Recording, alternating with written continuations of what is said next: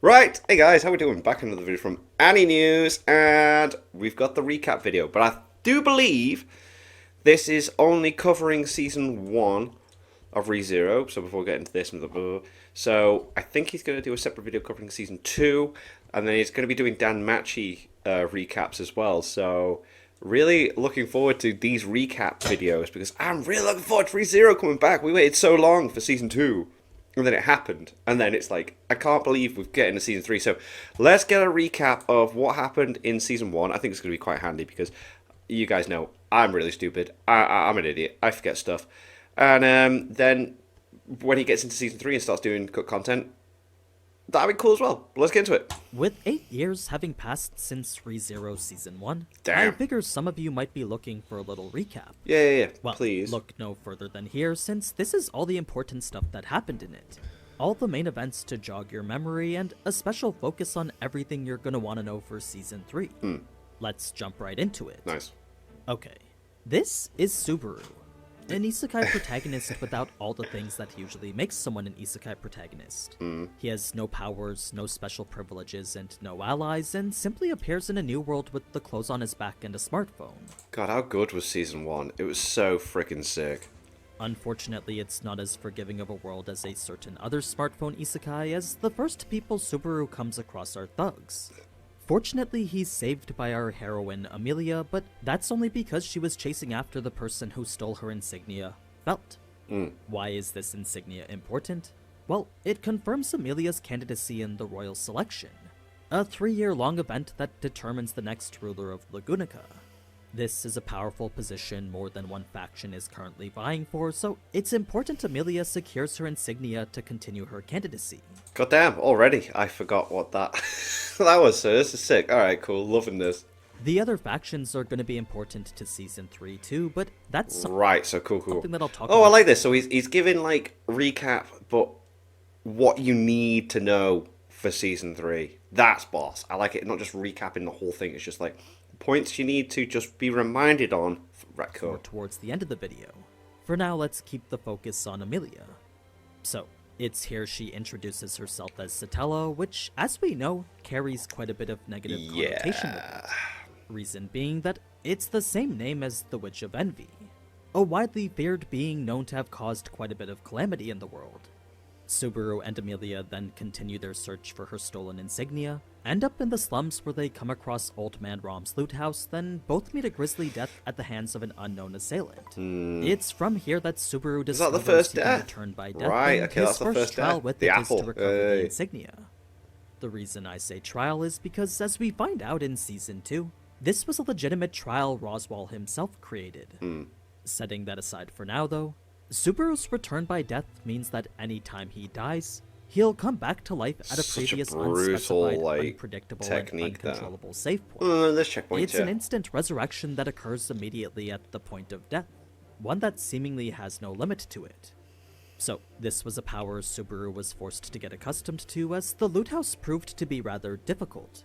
Exactly 2 more deaths difficult. There was Damn. one more to Elsa in a deal gone wrong, then once again to the thugs right after.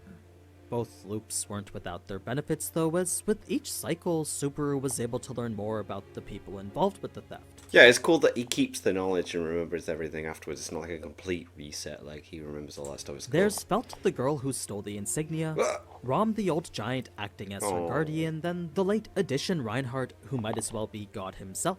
I mean, yeah, it looks like he's going to be doing more in season three, which is pretty freaking cool because he was set up to be like so freaking cool.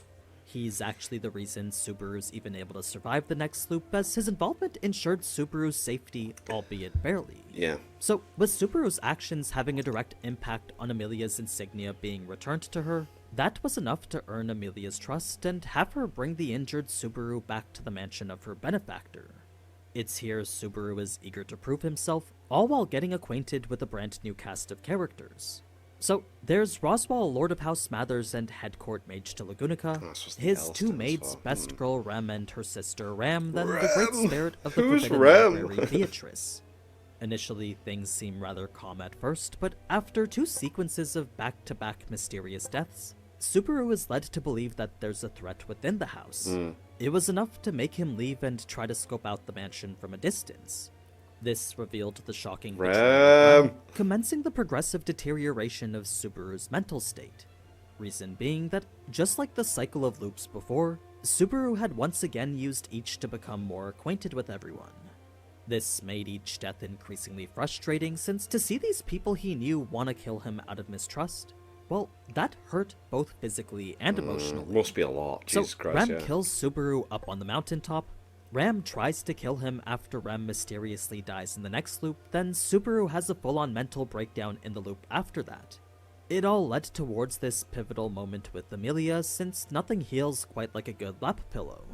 This was the turning point for Subaru, and the A true lap beginning pillow of would be his journey so with the nice. Amelia camp. That being the case, Rem and Ram start to trust him a little bit more. Who? Beatrice becomes more acquainted with the person always invading her library, then the mystery of his first death starts to unravel itself. As it turns out, the curse placed on him was a result of mob beasts, demon-like monsters created by the Witch of Gluttony. They were being controlled by Meili, who, if you remember from Season 2, is a mob beast master. Yeah, okay. Now, you may think that this too was a trial set up by Roswaal, but it's important to note it actually wasn't. Whoever hired Meili is someone whose identity still remains a secret to us. In any case, it's after this that Subaru and Rem go through that whole bonding experience. With a constant back and forth of life or death situations, that shared conflict led the two of them to become closer.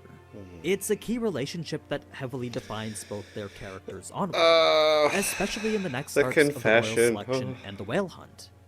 So, with Subaru now a full-fledged member of the Amelia camp, he decides to accompany them to the royal capital, where all candidates of the Royal Selection are finally introduced to us.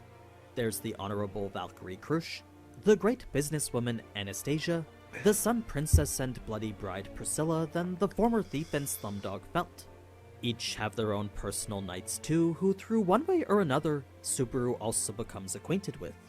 The one who takes the spotlight here, though, is Julius and the rivalry he creates with Subaru. Yeah, they have a fight. You see, after sticking up for Amelia Pretty and sure they have a calling fight, don't they? himself They have a her fight? knight, They have a fight? Subaru had unknowingly insulted everyone present who was a knight. It was Julius who then stepped up to put Subaru in his place, but Subaru's pride wouldn't allow that. No, he instead doubled down on everything he was saying, digging deeper the hole both himself and Amelia were sitting in. This is where Subaru's insecurities come to the forefront, since despite knowing he'd never win in a duel, Subaru challenges Julius anyway. Anyway, yeah. He's then humiliated exactly how you'd expect, setting in motion a perpetual downward spiral of pain and misery. You see, after acting The out of impulse and suffering. embarrassing both himself and Amelia, the damage done had caused Amelia to cut ties with him. It's from here Subaru starts to unravel both mentally and emotionally, leading to this growing sense of self-loathing as he's left behind in the capital.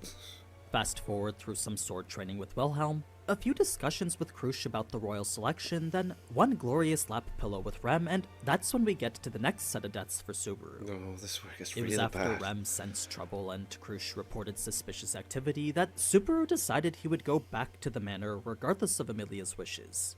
What awaited him there was nothing good though, as the slaughter of everyone had already happened. Subaru then freezes to death, is kidnapped, mentally tortured, then Oh my frozen to God, death this is again, just- proceeds it's to seek out awful. help from each of the other candidates, humiliated by all of them, then commits to doing things solo. It's this time he encounters the White Whale, though, who erases Rem from existence and leaves Subaru to get picked up by the Amelia camp. Fortunately, they're still alive in this loop, but not for long, as everything that's been happening finally pushes Subaru to reveal return by death. Such a choice kills Amelia right on the spot, Yeah, you can't forcing tell anyone. Subaru to restart by any means necessary. So, after begging Beatrice then Betelgeuse to kill him, it's Puck who freezes him to death for a third time. This is where Subaru reaches his maximum breaking point so far and decides, maybe Rem is good enough for him.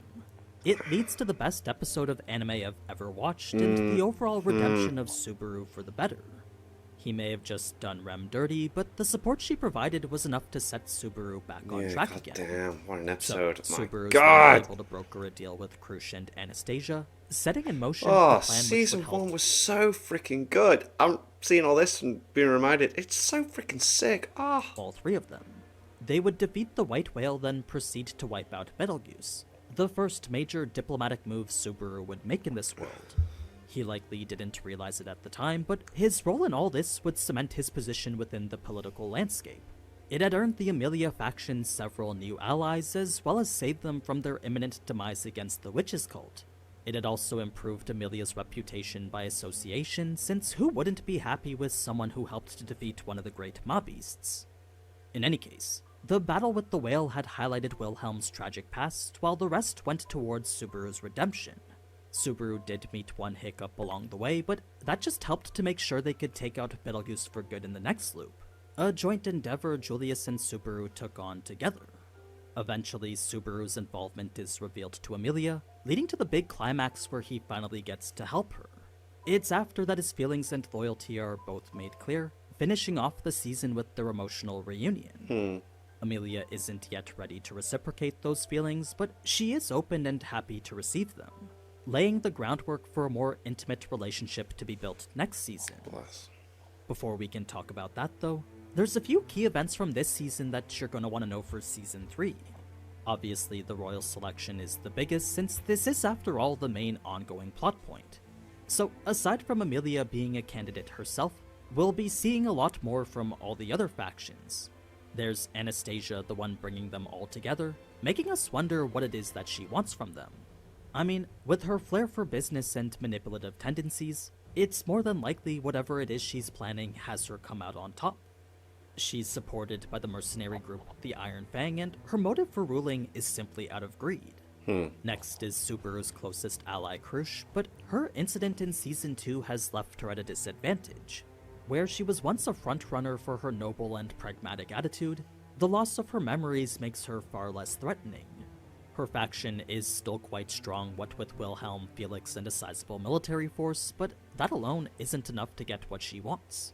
It's kind of irrelevant now that she lost her memories, but her motive before was to make Lugunica more independent. Right. She envisions a nation that can fight for itself. Priscilla's a candidate more shrouded in mystery, since while her arrogant attitude makes her seem hedonistic at first, to me it seems like there's an additional layer beneath that. I can't quite pinpoint what it is, but the belief in her own superiority makes her by far the most competent candidate. She's supported by her attendant Al, and her goal is to make everyone serve her. If they do, then anything they want will be granted to them. Finally, we have the last-minute addition Felt, who with the backing of what's pretty much God himself, probably has the strongest faction out of everyone. She's also supported by the people of the lower class too, making her the most disruptive candidate. Her goal is to flip the whole hierarchy on its head and completely reverse the current political situation. Change it all. Whether she has the pull necessary will be interesting to see, but what's more intriguing is how conflict will be resolved when Reinhardt's involved. You see, with him now being present for Season 3, I can't imagine there's a threat strong enough to challenge him. Yeah, he's so That's getting freaking more into powerful. speculation territory though, so for now we can just move on to the other key events. There's actually not too many others from Season 1, but if you like Wilhelm, then we'll be seeing a lot more of him too.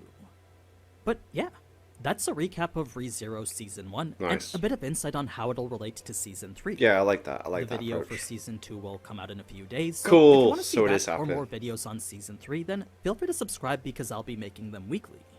But anyway, as always, thank you so much for watching, and if you enjoyed this type of anime content, then you already know what to do. So, Until next time. ciao. Sick. So, when the Season 2 recap comes out, we will check that out, and then we will be enjoying Season 3. And then as Season 3 is happening, I'm open for like cut content videos and stuff, or stats, or how powerful, blah, blah, blah.